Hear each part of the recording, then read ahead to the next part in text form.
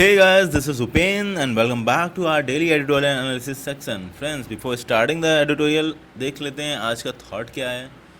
So today's thought is given by Barack Obama. Sure, the thought is change will not come if we wait for some other person or some other time.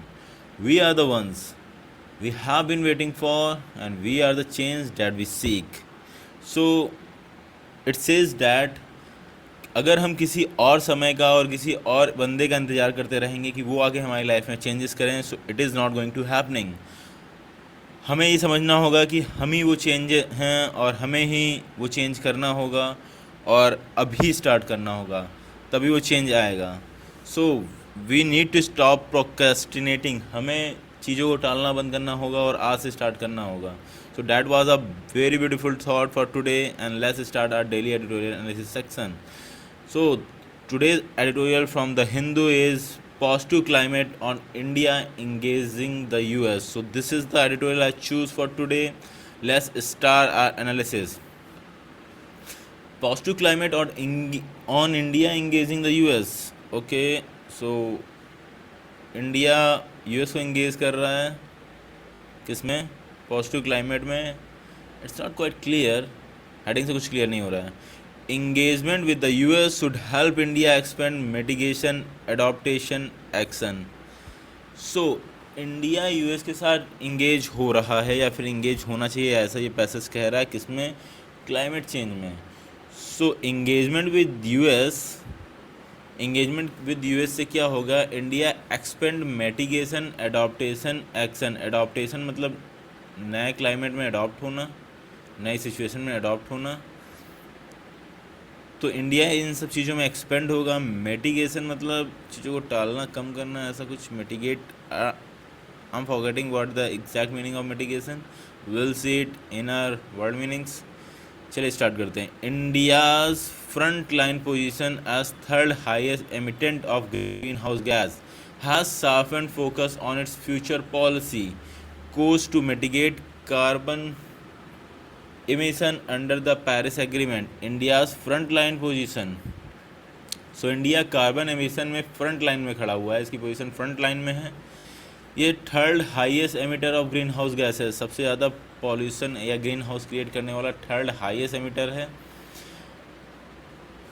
सो इससे क्या होता है? Has sharpened the focus on future policy courses to mitigate carbon emission under the Paris agreement.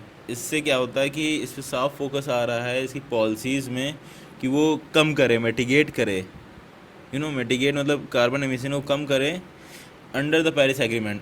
It has an irrefutable claim to a big part of the remaining global carbon budget. It has an irrefutable. So irrefutable मतलब जिसको हम टाल नहीं सकते या refuse नहीं करते हैं. Claim to a big part of the remaining global carbon budget along with other smaller nations with low historical emission but room for maneuvering has shrunk in a world facing record temperature and calamitous weather events. So what it means, so ये बहुत ज़्यादा global carbon budget जो होता है कि हम इतनी carbon dioxide emit कर सकते हैं, उसमें से बहुत ज़्यादा खर्च कर रहा है. Along with other small nation with low historical emission but room for manoeuvring has shrunk world facing record temperature and climate weather event. तो ये, और यहाँ पे कुछ नेशंस, छोटे नेशंस हैं जिनका हिस्टोरिकल एमिशन बहुत ही कम रहा है. And but room for manoeuvring has shrunk in a world face record temperature and.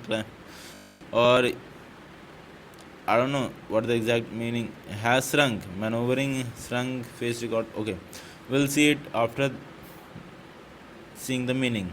There is escalating pressure for India to commit itself to a date when it can achieve net zero, removing as much GHG greenhouse gases as it emits. On the lines of goals set by US and European Union for mid-century and 2060 by China.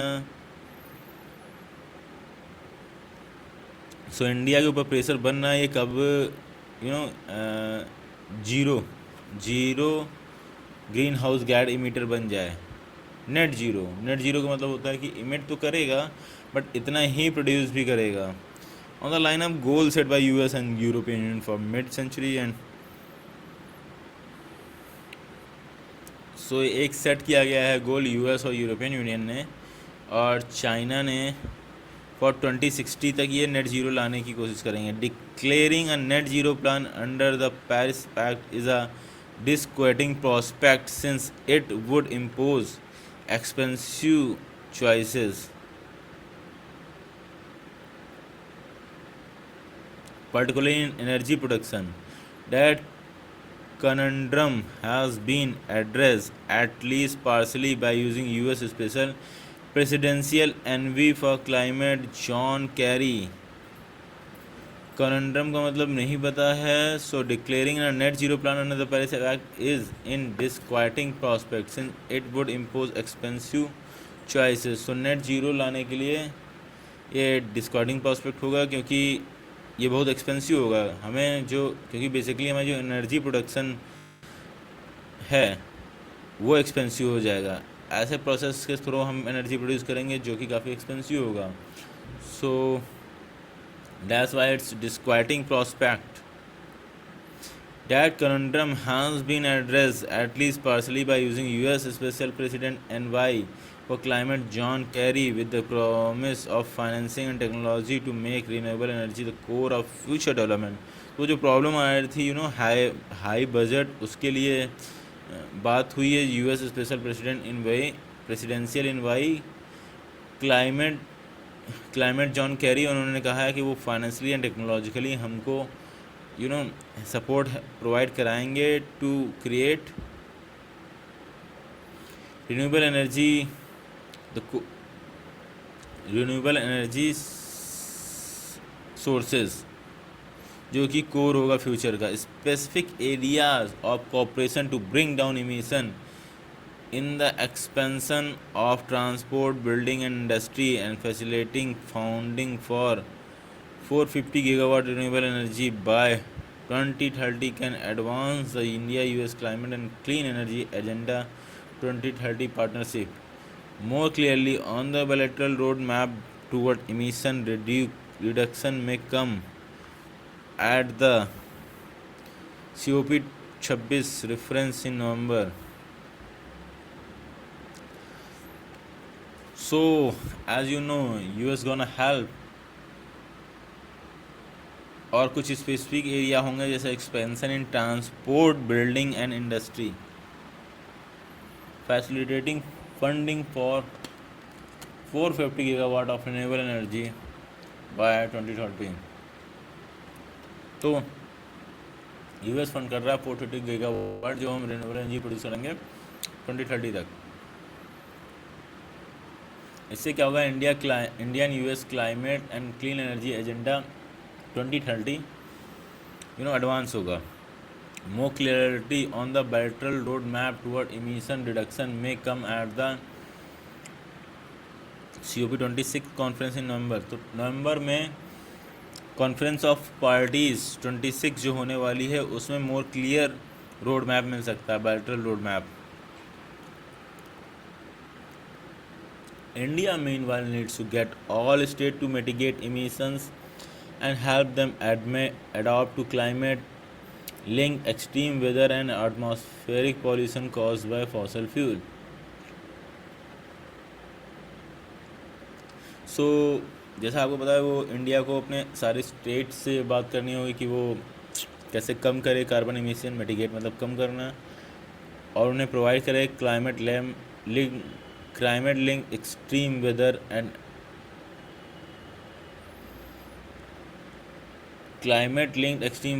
Atmospheric pollution cause by fossil fuel, और उन्हें इस चीज़ में भी help करें कि वो adopt कर सकें जो क्लाइमेट लिंक एक्सट्रीम वेदर आ रहा है। एक्सट्रीम वेदर मतलब बहुत सारी बारिश होना, जिससे बाढ़ आ जाए। सो एक्सट्रीम वेदर जो क्लाइमेट की वजह से हमें झेलना पड़ रहा, उसमें अडॉप्ट करने के लिए भी हेल्प करें सारे स्टेट्स को।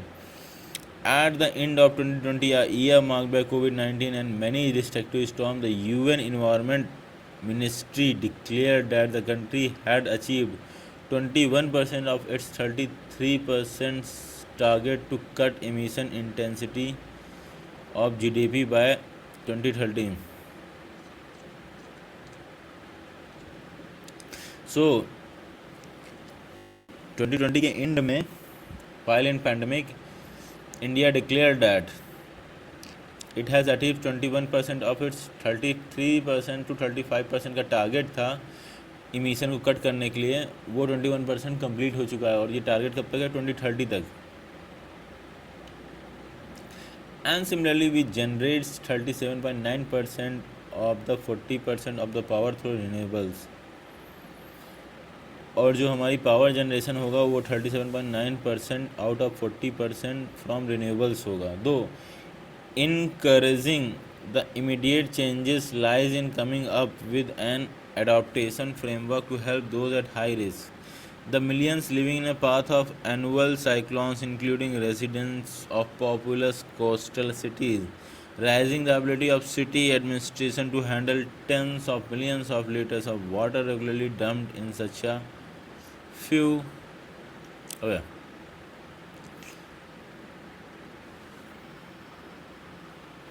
सो ये जो चेंजेस आए हैं उसके साथ हमें इनकरेज करना करेगा वो जो हाई रिस्क एरिया में रह रहे हैं उनके लिए, कि वो कैसे इसमें अडॉप्ट कर सकें, उसका फ्रेमवर्क तैयार करेगा.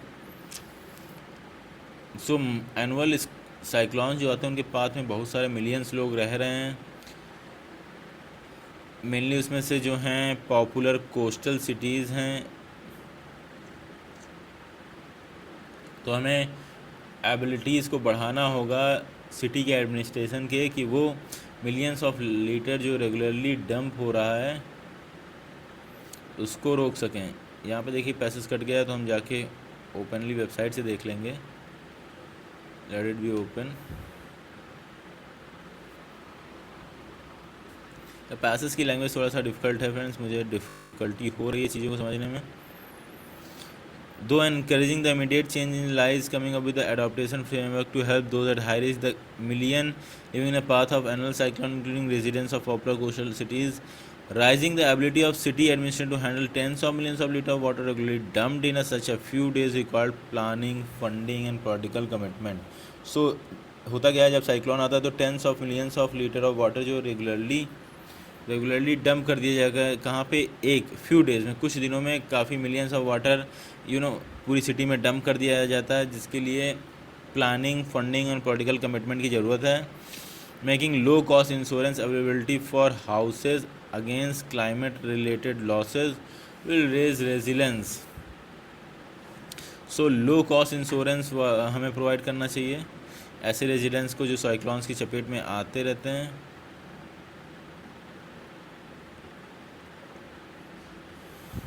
And lead to audits encouraging government to reduce risk while rise resilience and lead to audits. साथ में हमें क्या रेजिलेंस को राइज करना पड़ेगा. And leads to audits encouraging government to reduce risk. जिससे क्या होगा, गवर्नमेंट को इनक्रेजमेंट मिलेगा कि वो रिस्क को रिड्यूस कर सकें. Okay, the Paris Agreement can easily fund much needed urban retrofitting and boost employment. So Paris Agreement आसानी से फंडिंग कर सकता है अर्बन रेट्रोफिटिंग और एम्प्लॉयमेंट बूस्ट कर सकता है. There is also health imperative, एक हेल्थ इम्पेरेटिव भी है इसमें. Heat stress has a severe impact, causing higher mortality among the vulnerable elderly. जो काफ़ी ज़्यादा हीट हो रही है उसकी वजह से स्ट्रेस सीवियर इम्पैक्ट डाल रहा है, जिससे हायर मोर्टैलिटी बढ़ गई है. वल्नरेबल एल्डरली मतलब बूढ़े लोगों में जो वल्नरेबल हैं उनमें मोर्टैलिटी बढ़ गई है. These are growing problem, but they also represent an opportunity to steer post-COVID-19 policies toward benign. These are all growing problems, but they also represent an out opportunity to steer post COVID-19 policies towards benign green development।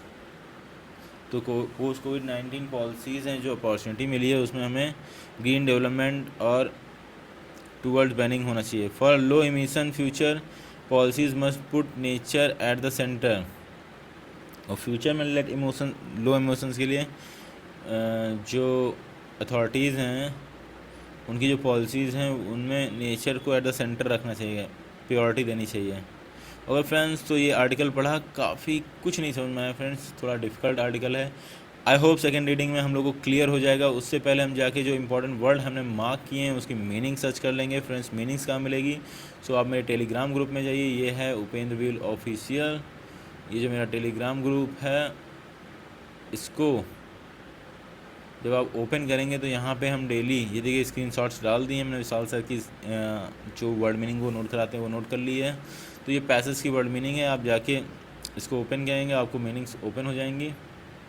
Okay friends, तो ये 15 सितंबर का मैं इसके link description में डाल रखा है Telegram का, आप वहाँ से देख लो एंड वहाँ से जाके आप मीनिंग्स नोट कर लो। उसके बाद हम दोबारा से रीडिंग करेंगे एडिटोरियल की एक बार फिर से, and I hope this time हम लोगों को क्लियरली समझ में आएगा। Okay, just go and note down in your copy. चलिए दोस्तों दोबारा एक बार रीडिंग करते हैं। क्या है हमारा editorial? Positive climate on India engaging the US. India और यूएस का इंगेजमेंट ऑन की बात हो रही है, उसको पॉजिटिव क्लाइमेट की तरह देखा जा रहा है इंडिया यूएस के इंगेजमेंट में। और बेसिकली फ्रेंड्स ये बात भी हमारी क्लाइमेट चेंज पे हो रही है। आगे पढ़ते हैं। Engagement with the US should help India expand mitigation adaptation action. Mitigation मतलब किसी की सीवियरिटी, किसी की तीव्रता को कम करना। सो जो ये है हमारा पॉल्यूशन, इसकी तीव्रता को कम करना, इसके द्वारा होने वाले इफ़ेक्ट्स के, इन्वायरमेंट पॉल्यूशन की तीव्रता को कम करना, मिटिगेट करना, और उसमें चीज़ों को अडॉप्ट करना कि कैसे अडॉप्ट करें उस सिचुएशन में। लाइक साइक्लोन आता है कोस्टल एरिया पे, सो वो कैसे ऐसे घर या ऐसी चीज़ें बनाएं कि वो चीज़ों को अडॉप्ट कर सकें कि now this is climate change, अब ये हो रहा है तो इसमें अडॉप्ट करके रहना होगा ना। Engagement with the US should help India, तो इसमें इंडिया को हेल्प क्या करेगा? यूएस के साथ जब वो इंगेजमेंट जो है वो इंडिया को हेल्प करेगा कि वो कैसे अडॉप्ट कर सके एंड मिटिगेट कर सके सीवियरिटी को। India's frontline position as third highest emitter of the greenhouse gas has sharpened focus on its future policy courses to mitigate carbon emission under the Paris Agreement. India front में है pollution में, third highest emitter of green house gas है। इससे क्या होता है, उसका focus जो है इंडिया पे शार्प फोकस आ गया है और उसकी फ्यूचर पॉलिसीज़ में कार्बन एमिशन को मिटिगेट करने की चीज़ें दिखनी चाहिए, होनी चाहिए। अंडर द पेरिस एग्रीमेंट के तहत it has an irrefutable claim to a big part of the remaining global carbon budget. Irrefutable मतलब इररिफ्यूजेबल, जिसको रिफ्यूज़ ना किया जा सके। तो ग्लोबल कार्बन बजट जो है उसमें इसका बहुत बड़ा पार्ट है, बिग पार्ट है, और जिसे हम रिफ्यूज़ नहीं कर सकते। इंडिया ग्लोबल कार्बन इमिशन में एक अच्छा पार्ट प्ले करता है, एक अच्छा कंट्रीब्यूशन है इसका। Along with other small nations with a low historical emissions but room for maneuvering has shrunk। कुछ और नेशंस के साथ में जिनका हिस्टोरिकल इमिशन बहुत कम रहा है। ठीक है, अगर हिस्टोरिकल इमिशन देखा जाए तो इंडिया का भी कम रहा है, तो ये अभी इसका बहुत मेजर पार्ट है, लेकिन ये उन कुछ नेशंस के साथ में हैं जिनका हिस्टोरिकल इमिशन कम रहा है। But room for manoeuvring has shrunk in a world facing record temperature and calamitous weather events. तो लेकिन ये रूम फॉर मनोवरिंग, लेकिन हम ये कह सकते थे, लाइक हम हमेशा कहते हैं कि हमने पिछले 50 सालों से मान लीजिए पॉल्यूशन कर रहे हैं, या फिर 1991 से हमारा ये जो हुआ है तब से कर रहे हैं, 20-25 सालों से। But there are some nations they have industrialise 200 साल पहले इंडस्ट्रियलाइज हो चुके हैं, तो हमारी हिस्टोरिकल इमिशंस में बहुत कम है, उसको भी जोड़ा जाना चाहिए। ये जो हम लोग पॉइंट देते हैं उसके लिए कह रहा है रूम फॉर मनोवरिंग मतलब होता है स्किलफुली, केयरफुली, पैतरेबाजी से आप अपनी चीज़ों को, ये एक पैतरा ही तो हो गया, एक डिप्लोमेसी हो गई कि लाइक हमारा हिस्टोरिकल इमिशन कम है तो हम कर सकते हैं ज़्यादा। बात सही है, बट अभी इसके लिए कोई जगह नहीं रही है। Room for that has shrunk, सिकुड़ गया है, क्यों? क्योंकि world facing record temperature and calamitous weather event, क्योंकि वर्ल्ड में बहुत ज़्यादा टेम्परेचर बढ़ गया वर्ल्ड का, और क्लाइमेटिशियस वेदर इवेंट हो रहे हैं। तो अब जब पृथ्वी पे इतनी सारी चीज़ें इसकी वजह से हो रही हैं, तो हम पीछे एक्सक्यूज़ देके या फिर पीछे वाला पॉल्यूशन करके एकदम ख़त्म नहीं कर सकते ना पृथ्वी को, कि हाँ हमने नहीं किया तो हम करेंगे। बट उससे तो अभी क्लाइमेटिक वेदर इवेंट इतने सारे हो रहे हैं, बाद में क्या होगा, और पृथ्वी ही रहने लायक ना बचे। That's why there is escalating pressure for India to commit itself to a date when it can achieve net zero, removing as much green house gas as it emits. तो प्रेशर एस्केलेट हो रहा है, there is escalating pressure on India, कि ये अपनी एक date fix करे या उससे कमिट करे कि जब वो नेट जीरो इमिशन आ जाएगी। नेट जीरो मतलब होता है आप जितना एमिशन कर रहे हो उतना आप पेड़ पौधे लगा के उतना ज़्यादा ऑक्सीजन भी इमिट कर रहे हो, तो उससे वो नेट जीरो हो जाता है।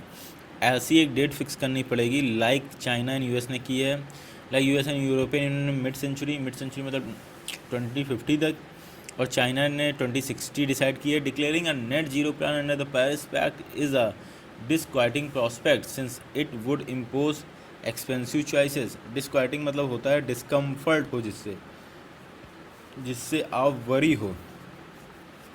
तो नेट जीरो जो है पेरिस पैक्ट के तहत प्रॉस्पेक्ट, वो डिस्क्वाइटिंग है, क्योंकि इससे क्या होगा, इंडिया पे एक्सपेंसिव चॉइसेस थोपी जाएंगे, इम्पोज करनी पड़ेगी, तभी जाके पॉल्यूशन इमिशन कम करना है तो हमें एक्सपेंसिव टेक्नोलॉजी का यूज़ करना पड़ेगा। That's why going to happen, that's why it's disquieting. बहुत सारा पैसा, बहुत सारी टेक्नोलॉजी लगेगी। The conundrum has been addressed at least partially by visiting US Special Presidential Envoy for Climate John Kerry। तो ये जो conundrum है फ्रेंड्स, ये जो confusion है, इसको conundrum मतलब होता है confusion और difficult problem और question, has been addressed, इसको सुलझा लिया गया है, इसको एड्रेस कर लिया गया है, एटलीस्ट पार्सली, कम से कम पार्सली तो कर ही लिया गया है, जब US special presidential envoy climate John Kerry यहाँ पे विजिट किए, with the promise of financing and technologically to make renewable energy the core future development. उन्होंने प्रॉमिस किया कि वो फाइनेंस करेंगे और टेक्नोलॉजी प्रोवाइड करेंगे रिन्यूएबल एनर्जी को कोर फ्यूचर डेवलपमेंट। फ्यूचर में डेवलपमेंट का कोर जो होगा रिन्यूएबल एनर्जी को माना जाएगा। इसके लिए वो फाइनेंस एंड टेक्नोलॉजी दोनों प्रोवाइड करेंगे। Specific area of cooperation to bring down emission in the expansion of transport, building and industry. कुछ एरियाज़ जहाँ पे हमें कम करना होगा पॉल्यूशन, वो हैं transport, buildings and industries, and facilitating funds for 450 gigawatt of renewable energy by 2030 can advance the US-India climate and clean energy agenda 2030 partnership। और फंड प्रोवाइड कराना फॉर 450 गीगावाट रिन्यूएबल एनर्जी बनाने के लिए 2030 के लिए। उससे क्या होगा, India US climate and clean energy agenda 2030 advance होगा, आगे बढ़ेगा। More clearly on the bilateral road map toward emission reduction में come at the COP26 conference in November. तो ये जो बायलैटरल रोड मैप क्या होगा, वो कॉन्फ्रेंस ऑफ पार्टीज़ की जो मीटिंग है 26 की नवंबर में, वो उसमें पता चलेगा। India meanwhile needs to get all states to mitigate emission and help them adapt to climate link extreme weather and atmospheric pollution caused by fossil fuel. So India के सारे स्टेट्स को इमिशंस को तो mitigate करना है और उनको help भी करनी है, वो अडॉप्ट कर सकें किसमें, climate link extreme weather situation अगर हो जाए तो उसमें अडॉप्ट कर सकें, और एटमॉस्फेरिक पॉल्यूशन हो जाए फॉसिल फ्यूल के द्वारा तो उसमें अडॉप्ट कर सकें। तो हमें उन्हें हेल्प करने की वो अडॉप्ट कर सकें। At the end of 2020 a year marked by COVID-19 and many destructive storms, the Union Environment Ministry declared that the country has achieved 21% of 33% to 35%. Target to cut emission intensity of GDP by 2030. So India ने एक target achieve किया, 21% उन्होंने cut कर दिया है pollution को या green house emission को। जो उनका टारगेट है 33 to 35 है। तो वही कह रही है कि एंड ऑफ 2020 जहाँ पे कोविड आया, बहुत सारे डिस्ट्रक्टिव स्टॉर्म्स आए, तब वहाँ पे यूनियन इन्वायरमेंट मिनिस्ट्री ने बताया कि हमने ये सारी चीज़ें की हैं कि फ्यूचर में ऐसा ना हो। And similarly was generating 37.9% of the 40% of power from renewables. So तो हमारी जो पावर 37.9% वो रिन्यूएबल से होनी चाहिए। Though encouraging the immediate challenges lies in coming up with an adaptation framework to help those at high risk. और ऐसे immediate changes लाने चाहिए जो एडॉप्टेशन का फ्रेमवर्क तैयार करते हैं जो हाई रिस्क पे रहते हैं। कैसे? The millions living in a path of annual cyclone including residence of popular coastal areas. Basically वो लोग जो साइक्लोन की चपेट में हर बार आते हैं, उनकी रास्ते में आते हैं, उनको कैसे अडॉप्ट करें उसका फ्रेमवर्क तैयार करना है।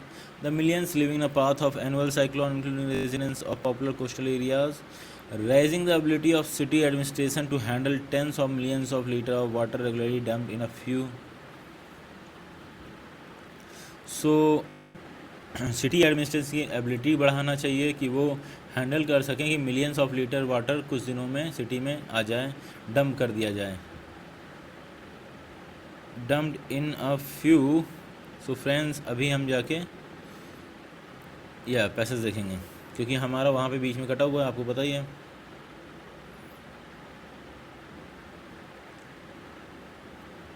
Dumped in a few days requires planning, funding and political commitment. तो साइक्लोन के द्वारा इतना सारा लीटर, मिलियंस ऑफ टन्स और मिलियंस ऑफ लीटर जो है वाटर, वो कुछ दिनों में डंप कर दिया जाता है हमारी सिटीज़ में। उसके लिए planning, funding and political commitment की ज़रूरत है।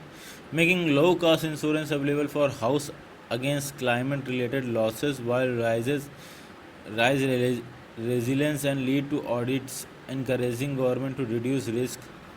So पहली बात तो हम एडॉप्टेशन के लिए कर सकते हैं कि उनके जो इंश्योरेंस है वो कम प्राइस से कर दें जिससे वो अफोर्ड कर सकें।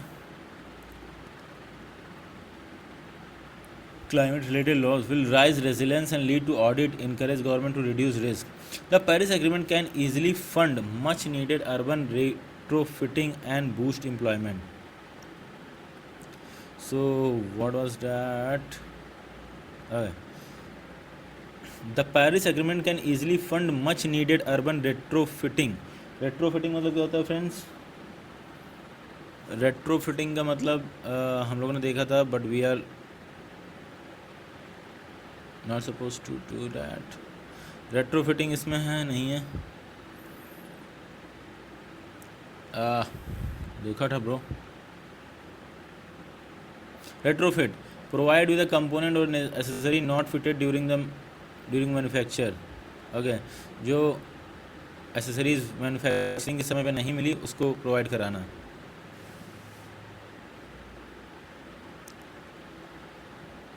तो पेरिस एग्रीमेंट आसानी से मच नीडेड अर्बन रेट्रोफिट को, मतलब रेट्रोफिटिंग जो बाद में जो पहले प्रोवाइड ना की गई हो, अर्बन रेट्रोफिटिंग को के लिए फंड कर सकता है एंड बूस्ट एम्प्लॉयमेंट, और एम्प्लॉयमेंट को बूस्ट कर सकता है।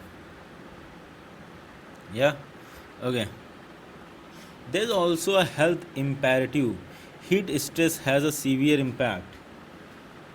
यहाँ पे कुछ हेल्थ इम्पेरेटिव भी हैं कि हीट के द्वारा स्ट्रेस होने वाला सीवियर इम्पैक्ट कॉज करता है, causing higher mortality among the vulnerable elderly.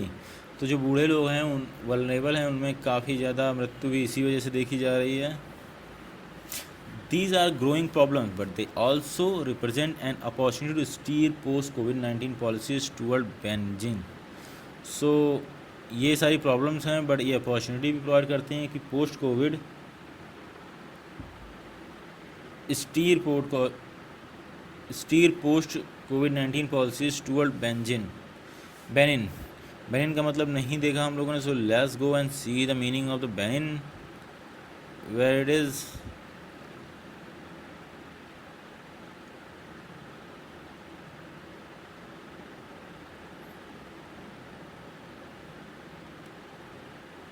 Benign, benign, benign है इसकी प्रोनाउंसिएशन, काइंड और जेंटल, उदार, सॉब, benign, toward benign green development,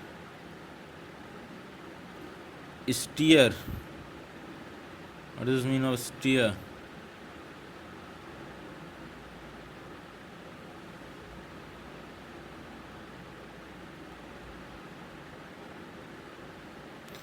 अच्छा, स्टीयरिंग व्हील वाला स्टीयर, ओके.